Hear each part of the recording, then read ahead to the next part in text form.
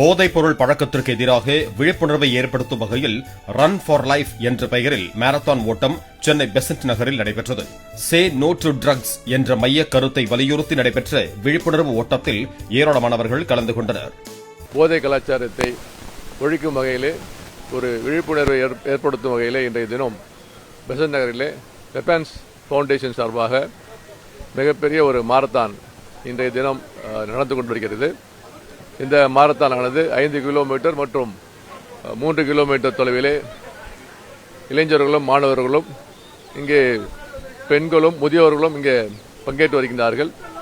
இந்த weapons foundation முக்கிய நோக்கமே தமிழகத்திலே போதையில்லாத ஒரு தமிழகத்தை உருவாக்க வேண்டும். அதுவும் குறிப்பாக மாணவர்களிடமும் இளைஞர்களிடம் போதையில்லாத ஒரு பழக்கத்தை ஏற்படுத்த வேண்டும் என்று சொல்லி இன்றைய தினம் இந்த மாரத்தான் நடைபெற்று வருகிறது. இந்த மாரத்தானிலே ஏராளமானோர் இங்கே பங்கேற்று வருகிறார்கள். இந்த ஒட்டுமொத்த இளைஞர்களுடைய மாணவர்களுடைய நோக்கமாக இருக்க வேண்டும் இந்த விழிப்புணர்வானது. அந்த வகையிலே மிகச் சிறப்பான முறையிலே இந்த மாரத்தான் நடைபெற்று வருகிறது.